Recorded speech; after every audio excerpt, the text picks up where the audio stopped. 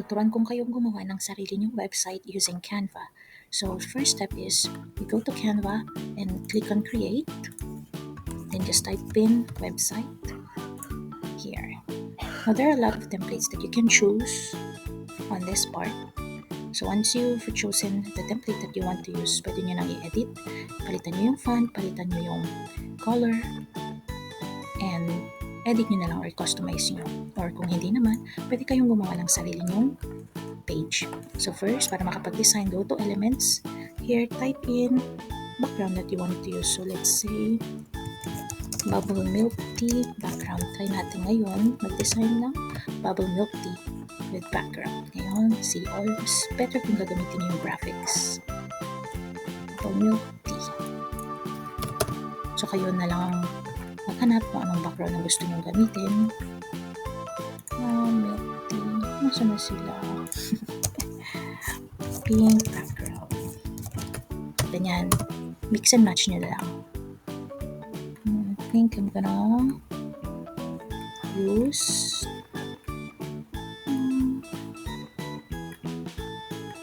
ito na lang. Yan. Kapag nakapili na kayo, para may set nyo na sa background, click nyo yung 3 dots, hanapin yung set images background. Yan. Kung gusto nyo mag-add or pahabain tong section na to, add section, just copy nyo lang to. Copy and paste. Kung gusto nyo namang mag-add ng additional page sa website, just click this one, add page. Tapos pwede nyo rin ulit i-paste yung background, add section. Yan. So, the second page is where we're gonna put your products. Balik tayo sa first page. Now, maglagay tayo ng notepad. This is where we're going to put the information about you. So, let's choose this one. One with the heart. Star, I mean. Now, for you to put the text here, go to text, add subheading, and just edit it. Just put here about me. Yan. This is where you can change the font size and color of the font. So, let's say this one. And choose natin color. What? This one. Yan. Okay. Now here, I want to put a mock-up where I can put my logo or my picture. So here, just type in mock-up. And you can browse here what mock-ups you wanted to use. I think I'm gonna use this one. There. Laki natin. Then, duplicate. Make it smaller. So, itong mga design na to, nakadepende pa rin sa'yo. So, try natin. Kung naka-upload na kayo ng mga images, logo, dito, try natin ng logo. Yan. And then, drag and drop nyo lang dyan. Pwede nyo rin itong lagyan ng pictures kung gusto nyo. Lagyan natin ng text dito. So, let's say ito. Pwede nyo tayong mamili. Scroll down nyo lang. And here, you can edit this one. There. Palitan natin ng welcome. Pwede rin natin palitan ng color. Color. Para malagyan nyo ng effects. Click nyo to. Go to effects. Yan, outline. Yan. Gusto nyong mas thicker yung outside niya, yung outline, you can just, dito pwede nyo rin palitan ng white kung gusto nyo. Yan. Yan, ganun lang. Okay, ngayon, lagyan natin ng space here para sa shop ninyo. So, say, button, icon. Spelling mo. Ito. Sana yun? Ayun. Ang laki. Ito pa, mapapalitan naman ng color nito. Okay. Go to color. And you can just yan. Yan. Ito na, kanya na lang. So, go to text again. Scroll up. Icon. Dito natin lalagay ang Rocket Shop. So, palitin na lang natin. Yan. I-adjust nyo na lang. And then, duplicate again. Para hindi na paulit-ulit. Okay, one more. Yan, ito. ang Gumroad shop or Etsy or any shop that you have here. This is where I will be putting a link sa products ninyo. Yan. So, pwede natin i-copy ito. Punta tayo sa second page. Para hindi na second page na ba? Yes. Then just edit here my products. Yan. Balik tayo dito. Copy lang natin. Dali lang naman to. Copy and paste lang. Balik tayo sa second. At lalagyan ko ng homepage para hindi na pabalik-balik ang mga mag-visit sa inyong website. Click lang nila tong link, mapupunta sila sa original page. So we're gonna put a link on that. Now, let's go back to the first page. Ayan, lagyan natin to ng pangalan, homepage. Kasi ito yung link gagamitin natin. Tapos ito naman, my products. Okay, para malagyan natin ng link, click homepage, click on 3 dots, look for link. Ngayon, hanapin mo dito ang homepage kasi dito siya pupunta. Homepage and done. Yan, na-link na. Click tayo sa first page. Click on products, click on 3 dots, hanapin ang link again. Ngayon, my products and done. Yan, para makapaglagay tayo ng mga social media icons. Social media icons. At linkable siya. Yan, sa elements, halos lahat din lang. Yan, Instagram. Yan, put it here. Facebook. Lagyan natin ulit ito ng link. And then, TikTok. Oops. TikTok. Sa ng YouTube. Yan. Walang YouTube. YouTube. Yan.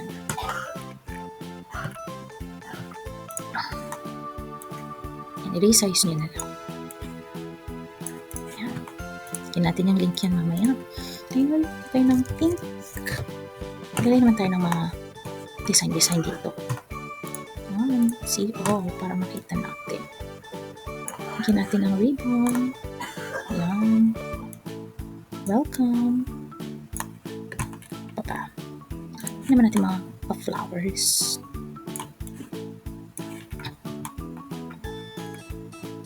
Gusto ko rin ito. See, ganyan lang yan. Kayo na bahala maglagay ng mga design kung ano gusto nyo.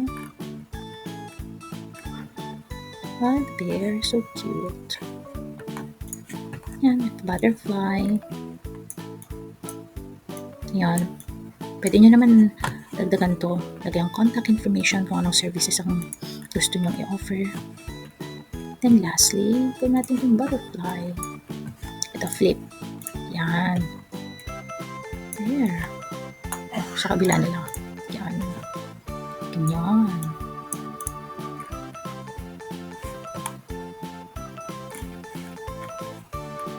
Okay. Then flip again. Ganyan lang. Yan. Okay, lagyan na natin ng mga link ito. So, sinave ko na siya sa notepad para mas mabilis. Yan pala ng Facebook. Yan. Kinopya ko lang yung URL. Click mo yung Facebook. 3 dots again. Link. And then done. Okay.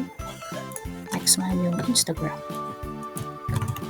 Click mo ulit yung 3 dots. Look for link. And done. Make sure na nakalink silang mabuti. And then try natin click natin yung YouTube. May try natin to. 3 dots and link. Done. And done. Okay, let's see. Okay. To then, meron na. Yan. To then, yan. Kung gusto mong tanggalin yung underline, click mo lang ito. Kung wala kang makikita ditong U, ito, halos na dito sila. So, yan. Nawala na yung underline. Ganyan din yan. 3 dots. Ito pala. Yan. Ito, ganun din. Kung gusto mong ilagay ng link sa Rocky page mo, ganun din. Yan. Ganyan din ang gamot. Ngayon, try natin. I-publish. So, share. Let's just say publish website. And then publish. Yan. Let's just wait.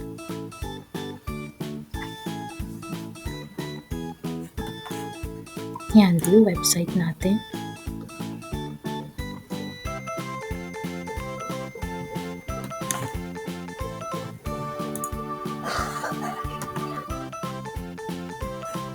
Yan, try natin ang Instagram.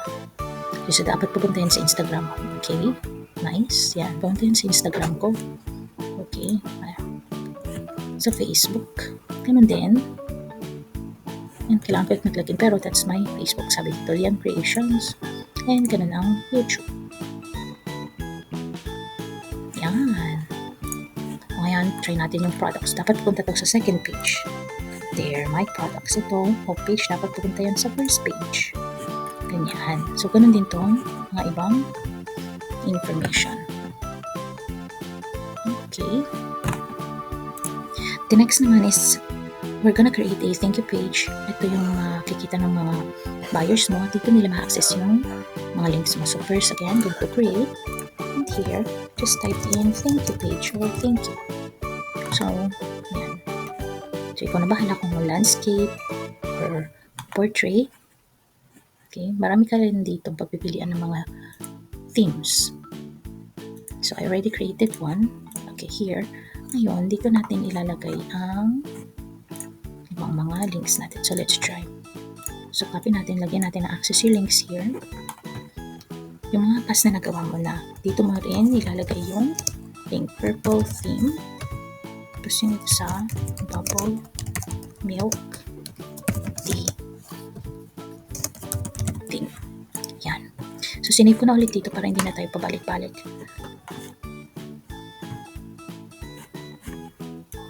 So, kung tapos na tayong gawin ng website natin, just click on share, create a template link. Yan, template link. Kasi ito ang ma-access ng mga buyers natin. So, create template link. Yan, i-copy mo lang. Same with the other themes that you're going to create. So, balik tayo sa thank you page. Yan. Palitan natin. Okay, so, palitan na natin yung link na lang. Oops. Access your links here. Mali. Lagyan na lang natin. Duplicate again. Ito yung theme. Bubble milk tea theme. Yan, kinopya ko na lang ulit dito. Ito yung bubble. Ito yung template link din lang. So, click mo yan. 3 dots again. Look for link. Yan, paste mo. Done. Okay, next one naman is yung purple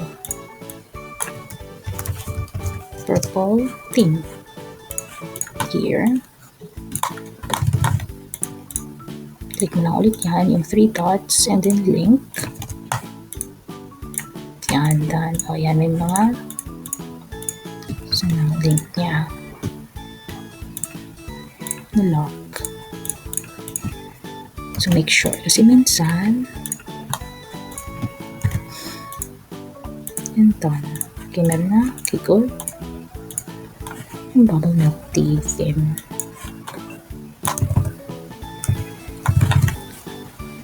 Yan. Click 3 dots. Link again. Yan, may link. And pwede mo rin lagyan dito para kung may mga questions ang yung mga customers, pwede mo silang sabihan na i-message ka dito sa IG. So, punta ulit tayo. Kunin natin yung link ng Instagram mo. Lagyan natin ito. Yan. Ito yung part kung saan ilalagay yung link. So, 3 dots again. Link. Yan yung IG ko. And done. Ito yung isa pang website. Link. Ganun din lang. Link mo rin lang. Okay, and once you're done with this, once you're done, just share.